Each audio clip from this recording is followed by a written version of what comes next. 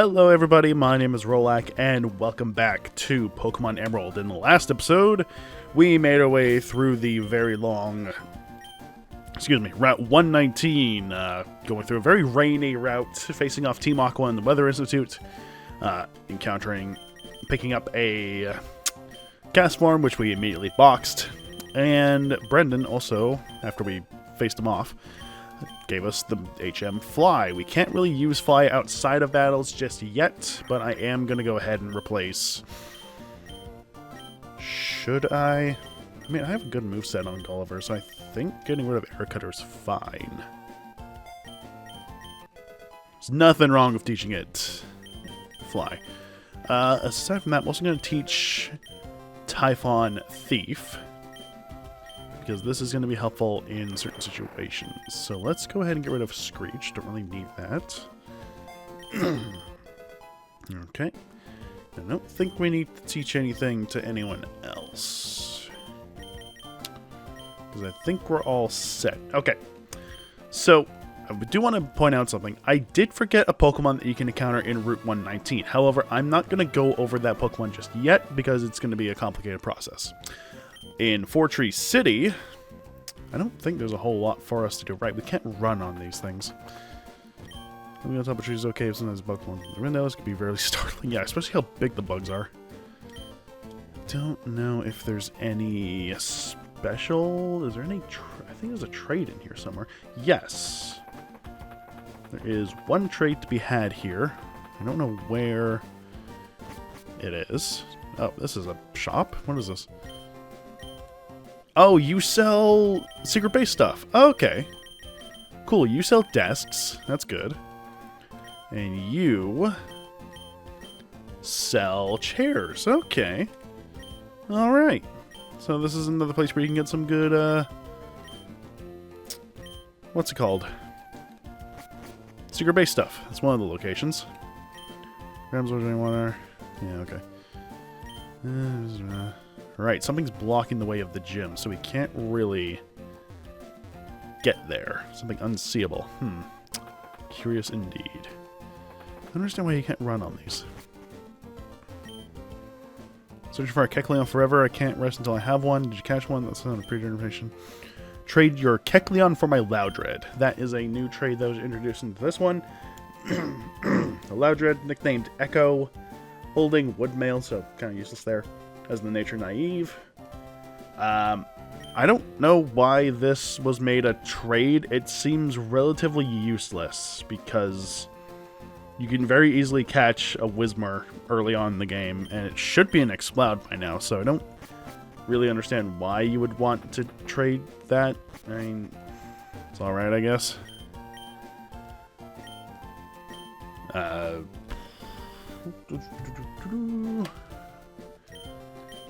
Okay. Right. Okay, hang on. Hang on, you old bat. Let's do the left. TM10? Is that just Hidden Power? Hidden Power is a move that changes with Pokemon. Yes. So... talk. No, that's okay. Hidden Power is a interesting move. Determine on what your Pokemon... I can't remember if it's nature or whatever. It varies in types and it varies in power. I think it just varies in types. I don't know about the power per se. There is an NPC somewhere in the game that can... I just ran a train to terrifying extreme. Not even strong gym leader in this town. Huh. I don't know where the trainer is, but I'm pretty sure it's somewhere in the game that tells you what the hidden power is. Okay. Wingull to run an errand for me. Okay. So, where'd the Wingull go? Where? Hang on. Oh, okay, so that's not going to be for a while now. Okay. Alright, Route 120. This is a brand new route for us. Has some new Pokemon for us. So let's get into a battle and go into that new Pokemon. There's only one new Pokemon you can find. Oh, actually, no, there's two new Pokemon we can find. No, one. I'm looking at the wrong route. We're in Route 120. So you can find Poochyena, Mightyena, Marill, Azumarill, Gloom, Kecleon, and you can also find a brand new Pokemon called Absol. Absol, in original Generation 3, wasn't that great. There was a slight downside to its typing of how just amazing its attack is. Unfortunately, Dark type was all special back then, but with the change made to this game, in which case there is now Dark type is now physical, Absol's amazing attack stat is now well into play. Yeah, no, Absol is a fantastic Pokemon. It has really good speed, really good attack, has an interesting ability where it was relatively useless, unfortunately. But all in all, Absol is a very good, fast attacker. It is decently frail and a little bit weak, but that shouldn't be too much of a problem, because it is just overall a fantastic Pokemon to have. And highly recommend it. I was kind of wanting to use it for my team at some point, but it just didn't work out in the end. Okay, well, I guess Alpha is our HM slave now, oddly enough. That's just how it works. Well, thank goodness I can actually learn all these moves. Because then I can just keep teaching it over and over again. What is here? Rare candy. Okay, well, it's a good thing we came over here. Alright, yeah, aside from that, not too many new Pokemon you can encounter here. What can you encounter by surfing and fishing? You can find Marill and Goldeen via surfing, and then just Magikarp, Goldeen, Barboach via fishing. Hey, it's Gabby and Ty again. These people love getting their ass kicked by me. Let's do that, because why not? Yeah. One more interview to go, and then we're probably gonna never really see these two again. You don't have to do the interview. I usually just skip the interview because I don't really care about it. But it's just funny to see what the results are. Although the results seem to be the exact same, so I don't really see why there's any point to it. Alright, do that, and I guess we'll do that.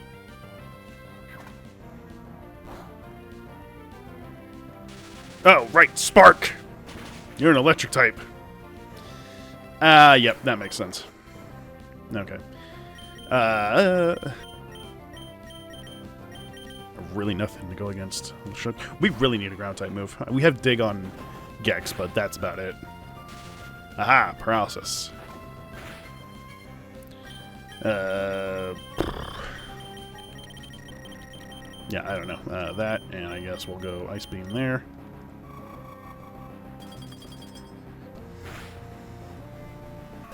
Poor Typhon. Thunder Wait, really? Come on, dude. I'm not even too sure if it's going to be super... No, it's not.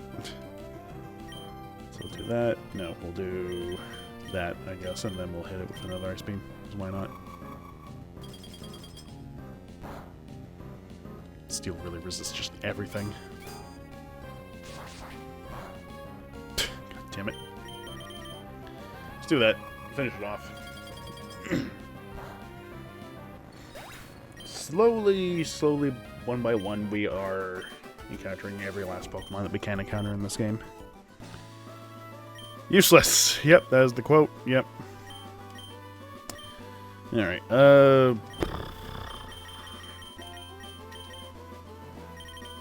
boring. Yeah. Yeah, alright, see you later. There's more tall grass here. I'm gonna go heal up real quick. Okay, let's get to actually exploring this route a little bit, because I don't think we can actually... Nope, can't do anything there, because there's something else invisible there. But I did see somebody familiar over there. Oh, and they're just straight up gone. Okay. Oh,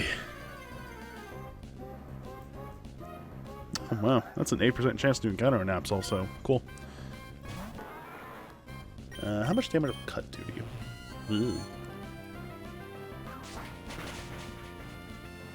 Not bad. A little Razor Wind. By Sandtomb! Oh, that's a little mistake they haven't fixed.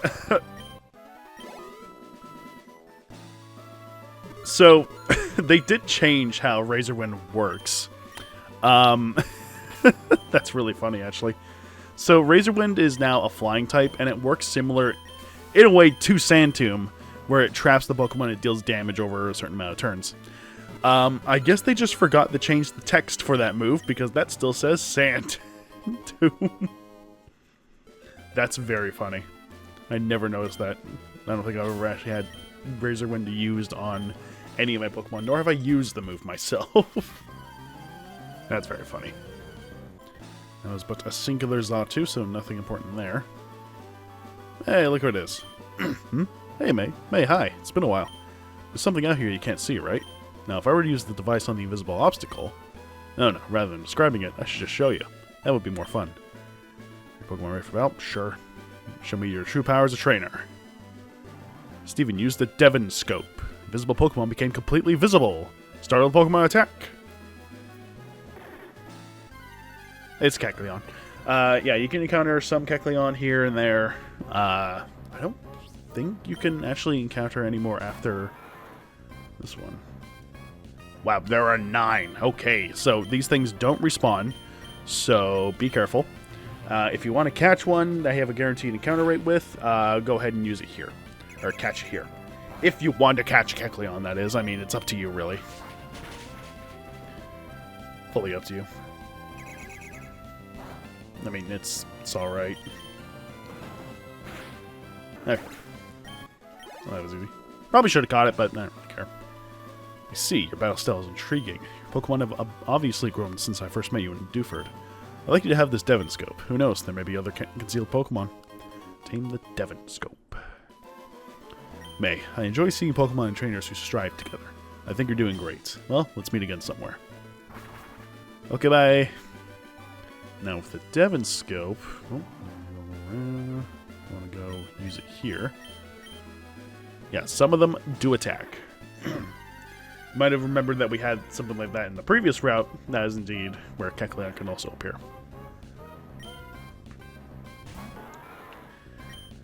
Does Kecleon give any good, like... I don't know. EVs? What does it give? No, that is not the one I wanted to use. You give special defense. Okay, that's not too bad. The main thing you gotta know about... What? Camouflage. Okay, well, I guess we'll use Metal Claw then. The one thing you gotta know about EVs, if you do want to take into effect, it's usually the stat that the Pokemon is best at. So by default, Kecleon is just good in special defense. Nest Ball. Okay, well that, I think... What the hell does the Nest Ball do? Works better on weaker Pokemon. It has a set catch rate when used on Pokemon that are lower leveled. So I guess it's some use. I don't really ever have any use for it. That's so slow on these damn bridges. Okay, so... with all that done, I think we're just going to spend most of today's episode fighting the gym. Because it's not going to be a super long one. Because it's relatively going to be decently easy. So, let's go ahead and walk back over here. Get this thing out of the way. It's the only instance of a Kecleon fleeing, so we don't have to worry about that. Okay. Fortree City Gym. Yo, how's it going, Champion Bound May? Fortree Gym Leader Winona is a master of flying type Pokemon. Every member of a team has a different secondary type. Her grass type flyer seems to resist the cold and heat better than you might expect. Watch out for her ace too. Might look cute, but when that thing sets up, who am I kidding? You got this. So yes, flying type. No. Flying type, weak to rock, electric, and ice. So Nippy and Terabyte are going to be doing wonders in this gym. And I'm going to give the XP share. I don't think I should. Should I give the XP share? Yeah, so we're not getting over-leveled. Give that to, I guess, Gex, because he's not really going to be seeing any use in this gym. Okay. So, for flying-type gyms, usually early on... Well, I think... Is there only one flying-type gym before this? Oh, that is not a good matchup here. There's like 3 ice-type gyms total throughout the entirety of Pokemon. Pretty sure. Generation 2, Generation 3, and then there's one also in Generation 5. The slight downside to flying-type gyms is the only time that it's ever really considered difficult was in Generation 2 with Faulkner. Because he was the first gym, so you don't really have much to go against him. You can... Oh, hey, cool, level 30. I guess we'll take the XP share off. You are able to catch a Mareep. You are able to catch Mareep in, like, right before you face Falkner. So that's a slight upside to it. But aside from that, flying types are relatively easy to face off. In the later game, this is not who I want to have set up.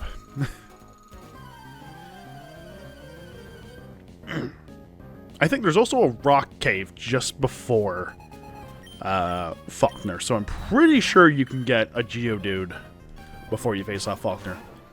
So it's not relatively a difficult fight, per se, it's just can catch you off guard, I guess. But no, Falkner isn't really the most difficult. Winona is definitely not, because having a weakness such as flying, having a gym themed around flying this late into the game, not the greatest choice, because it is just really easy to counteract. Rock, ice, well, not so much for ice. Rock and electric are very common types to be found in the wild. And yes, there are some secondary types that kind of negate certain weaknesses, Tropius being an example, because it might have the ability Thick That, which it probably does in this game because they gave it that ability. But aside from that, there are still ways to counteract certain things. Like, I think Tropius, I don't know if Tropius is actually still weak to electric, because I think that the grass negates the electric weakness. But it's also, you're not going to get much, like, what is it? It's weak to its own type, flying, so that's a little funny. But yeah, it's weak to flying, poison, rock, fire, and ice. It's 4 times weak against ice, but the Thick Fat ability makes it negate that. So really, you got flying, poison, and rock to concern with Tropius. Even still, electric's still good against it. It's just neutral damage, so it's really not that difficult of a type to deal with. Okay, we'll do that, and then we'll do that, and that. And then I guess we'll get Nippy back out front, just so we can take out these things a little easier. But as you can clearly see, having fast electric-type Pokemon really negates everything about flying types. But yeah, it's like, even with these... Okay, first off, Vibrava, not a flying type. Secondly, terrible matchup to be having in this gym, considering I have an ice type. And yes, technically you aren't normally supposed to have an ice type at this point in Emerald, because every ice type you can encounter in base Emerald, you encounter it after the last gym, or at least just before the last gym. And the last gym isn't really helpful. Ice types really aren't helpful for the last gym, so kind of irrelevant at that point. It's only really helpful for one of the Elite Four members, and that's it. So having an ice type earlier in the game with this trade being a the hell am I trying to say? Being a trade evolution being a trade, early trade with Snorunt makes it just way more better. Because this is the thing about ice types, you don't get them super early in the game, which makes it really disappointing that you really can't take advantage of certain weaknesses that are usually found early on in the game, like grass types, flying types, hell, even some ground types here and there. So having ice types be so late into the game really isn't the best choice. Hey, Alpha's level 38, nice. Psychic, ooh, yes, please! Haha! Don't need to worry about the confusion rate, but 90 base power Psychic, oof. That's a good one. But, you know, ice, relatively, is good offensively. But the downside to it is that it's so far late into the game that you can encounter ice types.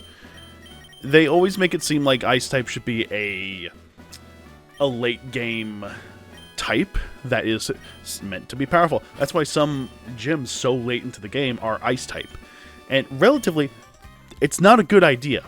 Because not only is ice super weak, has no base resistances aside from just ice itself, which I think is a huge oversight. Ice types are generally known to be a frail type, and for some reason they keep making a lot of Pokemon that are wanting to be tanky, which doesn't work.